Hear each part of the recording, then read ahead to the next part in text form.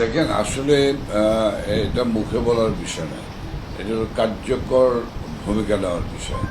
গণমাধ্যমের মাধ্যমে প্রাপ্ত খবর অথবা কোনো ছাগল কাণ্ডকে কেন্দ্র করে কোনো কিছুর শুরু থেকে আসলে যে কোনো জায়গা থেকেই তো যে কোনো একটা সূত্র ধরেই তো আসলে এগুতে হয়। তো সেই কারণেই যে সেই সূত্রগুলো ধরেই এগিয়েছে। কিন্তু দেখার বিষয় হলো যে যাদের নাম আসছে বা যাদের বিরুদ্ধে অভিযোগগুলি আসছে সে অভিযোগগুলি কি ওভারলোক করছে কিনা সরকার, বা সরকারের তরফ থেকে সেগুলিকে ধামাচাপা দেওয়ার কোনো বিষয় আছে। দেখেন বর্তমান সময়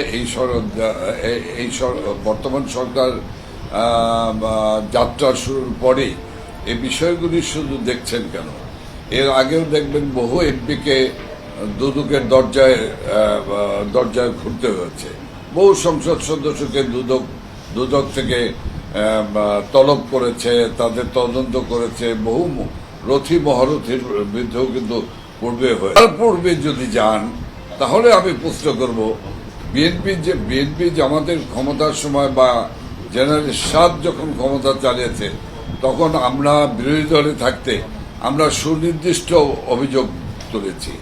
আমরা হাওয়া ভবনের দুর্নীতি হাজার হাজার কোটি টাকার দুর্নীতির অভিযোগ তুলেছি, কিন্তু সেদিন কি কোনো দুদক বা সেদিনের কোনো সরকার কি কারো বিরুদ্ধে কোনো তদন্ত করেছে অথবা নোটিশ করেছে অথবা তদন্ত করে দেখেছে অথবা কোনো বিচার করেছে?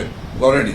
দেখেন পদ্মা সেতুর মতো প্রজেক্ট নিয়েও যখন অভিযোগ এসছে তখনও কিন্তু সরকার সেটাকে ধামাচাপা দিতে চায়নি, সেটি নিয়ে তদন্ত হয়েছে। সেই মামলায় একজন ঊর্ধ্বতন আমলাকে ঊর্ধ্বতন সচিব পর্যায়কে কিন্তু কারাগারে যেতে হয়েছে।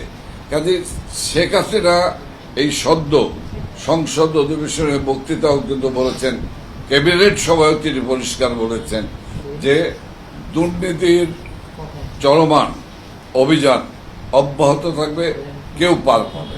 এটাই হলো মেসেজ মাননীয় প্রধানমন্ত্রী শেখ হাসিনার পক্ষ থেকে। সে যেই হোক কেউ পার পাবে না। এখানে আসলে এক একটি মানুষের কৌশল এক এক ধরনের, তাই না?